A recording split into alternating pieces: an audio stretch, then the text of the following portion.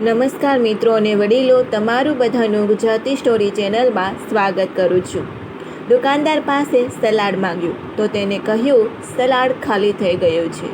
એટલે છોકરો બહાર ગયો અને એવી વસ્તુ લઈ આવ્યો કે આપણે વિચારી. જો આ સ્ટોરી તમને પસંદ પડે તો આ ચેનલને સબસ્ક્રાઈબ, લાઈક, શેર અને કમેન્ટમાં અભિપ્રાય જરૂર આપજો. બાજુમાં બેલ આઇકનને જરૂર ઓન કરજો જેથી તમને આવી અવનવી સ્ટોરી સાંભળવા સૌથી પહેલાં મળે. મારે કામ હોવાથી બજારમાં ગયો હતો. કામ પૂરું થયા પછી ખૂબ જ ભૂખ લાગી હતી એટલે એક લોજમાં ઊભો રહ્યો.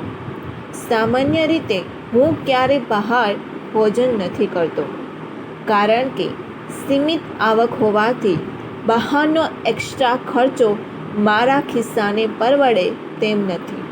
પરંતુ આજે કડકડતી ભૂખ લાગી હતી અને લોજમાં પણ લખ્યું હતું કે 30 રૂપિયાની થાળી, જેમાં પૂરી શાક મળતા હતા.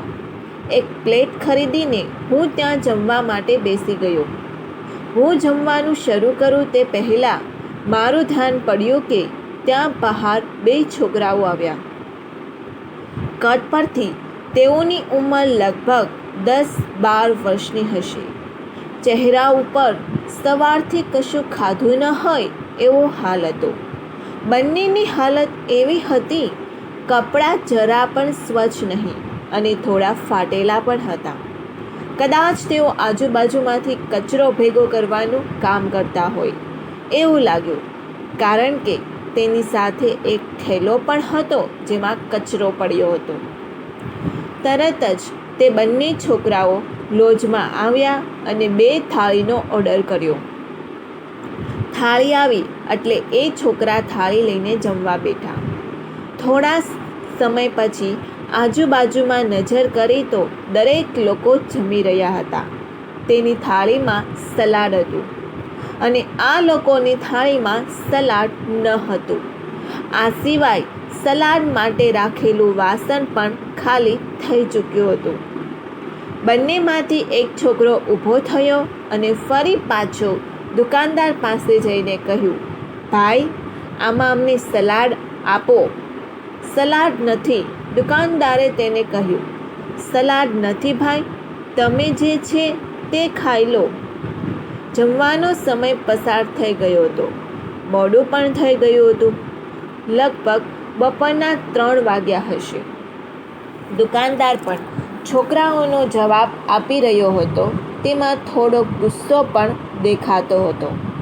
હું ફરી પાછો મારા જમવામાં ધ્યાન આપવા લાગ્યો, કારણ કે મને લાગ્યું કે હવે તે છોકરો આવીને પાછો બેસી જશે અને જમીને તરત નીકળી જશે.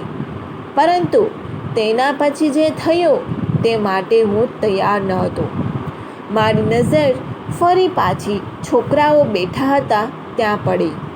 ત્યારે જોયું કે બહારથી તે છોકરો લીંબુ મરચાં લાવી રહ્યો છે. આ કોઈ સામાન્ય લીંબુ મરચાં નહોતા જેને તે ખરીદીને લાવ્યો હતો. આ લીંબુ મરચાંમાં કાળો દોરો બાંધ્યો હતો. હું તરત જ સમજી ગયો કે આ ક્યાંકથી લીંબુ મરચાં લટકાવેલા લઈને આવ્યો છે. મારું એ છોકરા ઉપર ધ્યાન વધુ પડ્યું. તે છોકરાના ચહેરા ઉપર સલાડ મળી જવાની ખુશી આ લીંબુ મરચાં મળતા જ આવી ચૂકી હતી. બીજા છોકરા પાસે આવીને બેસીને બંને લોકો સલાડની જેમ આ લીંબુ મરચાં ખાવાની તૈયારી કરી રહ્યા હતા. પરંતુ મારાથી રહેવાયું નહીં અને મેં તેને કહ્યું, અરે ભાઈ, તું આ લીંબુ મરચાં ક્યાંથી લઈ આવ્યો છે? તને ખબર પડે છે કે નહીં કે આ લીંબુ મરચાંમાં કંઈક બીજું ન થઈ જાય તેનું ધ્યાન રાખજે. મારાથી થોડો આકરા શબ્દોમાં કહેવાઈ ગયું, અરે ભાઈ, આ લીંબુ મરચાંને બહાર ફેંકી દે, એ ન ખવાય. તે બાળકોએ મારી વાત સાંભળી, મારી સામે પણ જોયું, પરંતુ જાણે મને સાંભળ્યો જ ન હોય એમ ફરી પાછા પોતે જમવામાં વ્યસ્ત થઈ ગયા અને મારી વાતને જાણે સાંભળી જ નહીં. મારું ધ્યાન હજુ પણ ત્યાં જ હતું. મેં ફરી પાછું કહ્યું, અરે ભાઈ, તને જે કહી રહ્યો છું, આ લીંબુ મરચાંને ન ખાઈશ, નહીં તો શું થશે તે ખબર છે? જો કંઈ બીજું થયું તો ખબર છે શું થાય? આ વસ્તુ શું છે તેનું તને ભાન છે? જે છોકરો લીંબુ મરચાં લઈને આવ્યો હતો તેને ફરી પાછું મારી સામે જોયું અને કહ્યું, સાહેબ, મને ખબર છે આ વસ્તુ શું છે. આ વસ્તુથી વળગાડ લાગી શકે છે, પરંતુ સાહેબ, મારે તમને એક સવાલ પૂછવો છે. મેં કહ્યું, પૂછને. અને તને ખબર છે તો શું કામ ખાઈ રહ્યો છે?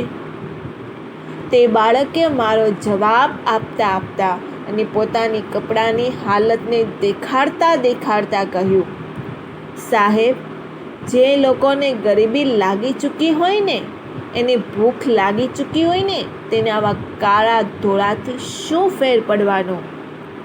2 ક્ષણ માટે મારું મગજ કામ કરતું બંધ થઈ ગયું અને એ સમજ જ ન રહી કે એ બાળકના સવાલનો હું શું જવાબ આપું.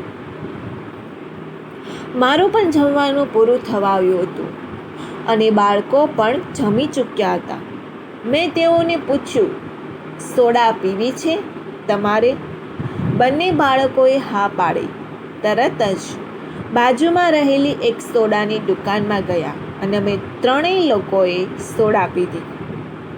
સોડા પીધે પછી જાણે વર્ષો પછી સોડાના શોખીને સોડા પીધી હોય અને તે રાજી થાય તેવા જ બંને બાળકો રાજી થઈ ગયા. સોડા પીને અમે બધા છૂટા પડ્યા. હું જમ્યા પછી ક્યારેય સોડા નથી પીતો કે નથી કોઈ બીજા ખર્ચો કરતો, કારણ કે જરૂરિયાત વગરનો ખર્ચો કરી શકું એવી આવક હું નથી ધરાવતો. તેમ છતાં આજે કરેલા આ સોડાનો ખર્ચો જાણે મને અંદરથી ખુશીની અનુભૂતિ કરાવી રહ્યો હતો. અહીં સમજવાની વાત માત્ર એટલી જ છે કે આપણે જ્યારે પણ આપણા જીવનને ખરાબ કહીએ છીએ ત્યારે એવું પણ વિચારી શકાય છે, આ દુનિયામાં ઘણા એવા લોકો છે જે આપણાથી પણ અત્યંત ખરાબ જીવન જીવી રહ્યા છે. તેમ છતાંય તે લોકો પોતાની દુનિયામાં મસ્તીથી ખુશી સાથે રહે છે. તો આપણે શું કામ ઉદાસ થઈએ? જો આ સ્ટોરી તમને પસંદ પડી હોય તો દરેક લોકો જોડે શેર કરજો. આવી સ્ટોરી સાંભળવા માટે આ ચેનલને સબસ્ક્રાઈબ કરજો અને આ વિડીયોને શેર કરવાનું ભૂલતા નહીં.